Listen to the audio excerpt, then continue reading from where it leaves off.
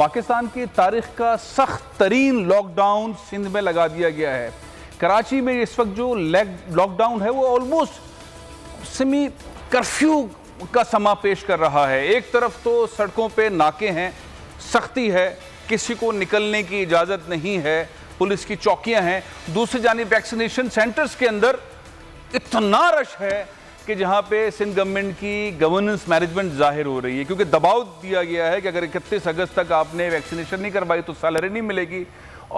और जाहिर है कि एक फैसला ये भी हुआ है कि किसी भी सूरत में अगर आपने डिले किया तो आपकी मोबाइल की सिम बंद हो जाएगी। लेकिन बहरहाल ये तमाम चीज़ें अपनी जगह पे, कोरोना का ये जो डेल्टा सुपर वेरिएंट है ये बहुत डेंजरस है।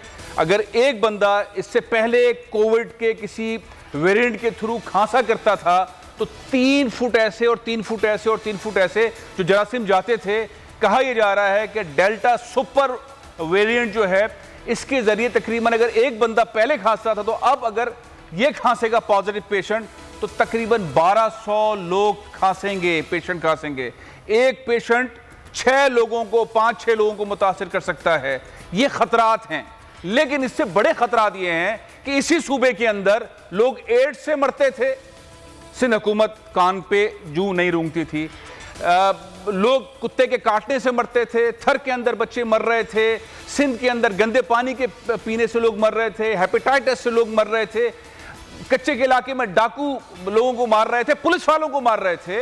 कराची में लोड, मतलब ऐसे ऐसे मामला थे कि जिसके अंदर मरना कराची में, सिंध में कोई मसला नहीं था। लेकिन सिंध हुकूमत कहती है नहीं, हम कोरोना से मरने नहीं देंगे, हम ऐसी पाबंदियां लगाएंगे कि आप कारोबार करके दिखाएं, आप सनतें चला के दिखाएं, आप मईशत को आगे। इस सारी सूरत हाल में अब हुआ यह है कि वफाकी हुकूमत बीच में आ गई है। फवाद चौधरी साहब ने एक ऐसा स्टेटमेंट दिया है जिसके बाद वफाक पीछे हटता है तो सूरत हाल क्या बनेगी।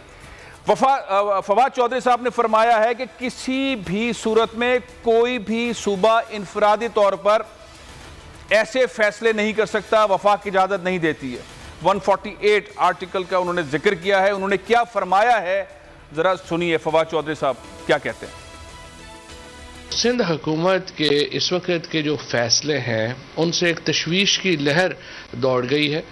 इस सिचुएशन के अंदर जो जिस तरीके से हमने पहली 3 लहरों का बड़ी कामयाबी से मुकाबला किया है, जब आपकी स्ट्रेटजी, आपकी हिकमत अमली कामयाब हो रही है तो आप उसको ऐसे नहीं बदलते।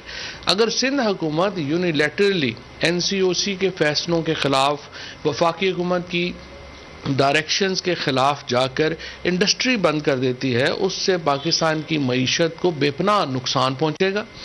ना ही कराची में कर्फ्यू जैसी सिचुएशन होनी चाहिए, ना ही इंडस्ट्री को बंद करना चाहिए। आप वैक्सीनेशन के ऊपर जोर दें। जहां पे 100% इंडस्ट्री के अंदर वैक्सीनेशन हो गई है, आप उस इंडस्ट्री को खोलें। और जिस तरीके से जो रिस्ट्रिक्शंस आप लाना चाह रहे हैं उसके नतीजे में सिंध की हुकूमत आम आदमी की मुश्किलात में इजाफा करेगी, रोजगार जो है उनका वो बैठ जाएगा। शेख रशीद साहब जो वज़ीर दाखिला हैं वो कहते हैं कि सिंध हुकूमत जो फैसले कर रही है उससे उसको नुकसान पहुँचेगा। नुकसान कोविड वाला पहुँचेगा या उनके फैसलों से उनकी हुकूमत को कोई नुकसान पहुँचेगा, ये भी एक बहुत बड़ा क्वेश्चन मार्क है। लेकिन ये जो मजमूई तौर पर सूरत हाल है इसके अंदर मुत्तहिदा कौमी मूवमेंट ने भी अपना नुक्ता नज़र पेश किया है। फैसल सब्जवारी, सेनेटर फैसल सब्जवारी ने सिंध हुकूमत को बहुत सख्त ऐसे अल्फाज अदा किए हैं जो शायद रिसेंट पास में मुत्तहिदा कौमी मूवमेंट ने अदा नहीं किया। क्या कहा फैसल सब्जवारी ने, जरा सुनिए। ये सवाल करते हैं और करना चाहते हैं कि आज तक सूबे सिंध में जितनी भी वैक्सीन लगी है वो सब की सब NCOC वफाकी हुकूमत की जानिब से दी गई है। सिंध हुकूमत का कई 100 अरब रुपए का गुज़िश्ता बरसों का सेहत का बजट है। आपने कितनी वैक्सीन खुद प्रोक्योर की और उसमें आपको क्या कामयाबी हासिल हुई या नहीं हुई? आपने कितने वेंटिलेटर्स ऑर्डर किए, हस्पतालों में लगवाए, ये आपको जवाब देना है। जब ये बात आ रही थी कि जुलाई से इस वबा में मज़ीद तेज़ी आ रही है और आएगी, आपने कितने नए वैक्सीनेशन सेंटर्स बनाए? वैक्सीनेशन सेंटर लोग जाएंगे कैसे? पब्लिक ट्रांसपोर्ट आपने बंद कर दी। हमारे शहर में कम से कम 20 लाख से ज़ायद एलियंस हैं, उनके पास शनाख्ती कार्ड नहीं है, वो कैसे वैक्सीन लगवाएं? ये SOPs के नाम पर आपके मुख्तार कार, आपके असिस्टेंट कमिश्नर, आपके डिप्टी कमिश्नर, आपकी पुलिस भत्ते का कारोबार शुरू करेगी, लॉकडाउन के ऐलान को चांद रात समझेगी, तो फिर एसओपीज पर तो सिद्क़े दिल से अमल दरामद नहीं हो सकता। यानी ये अनोखे फैसले हैं जो आइसोलेशन में किए जा रहे हैं।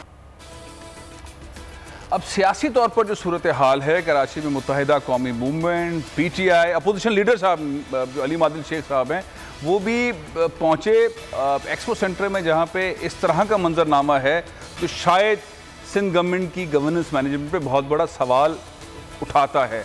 अली मादिल शेख साहब ने क्या फरमाया, वो भी सुन लीजिए। कराची में और समेत पूरे सिंध में लॉकडाउन लगा दिया गया है। मैं समझता हूं कि बड़े अफसोस की बात है कि ये शहर जो है, इससे पूरे मुल्क की इकॉनमी का पहिया चलता है कि एक साजिश के तहत, मैं साजिश कहूँगा उसको, अगर कराची को ही लगा ले तो कराची में सिर्फ एक ज़िला है ईस्ट, उसके अंदर 30% है, मलीर के अंदर 17% है रेशो, इसी तरीके मुख्तलिफ अजला में मुख्तलिफ परसेंटेज है। उसी अंदाज में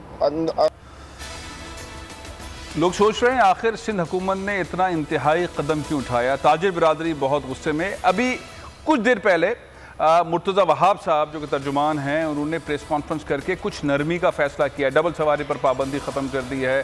जो रेस्टोरेंट्स की ऑनलाइन सर्विसेज हैं ऑर्डर देने वाली, उसको बहाल कर दिया। एक दो फैसले और भी किए हैं, लेकिन बहरहाल सख्ती मौजूद है। कारोबारी हजरात किस तरह से आगे बढ़ेंगे? पाकिस्तान की मईशत चलाने वाला शहर अगर बंद रहेगा तो क्या होगा?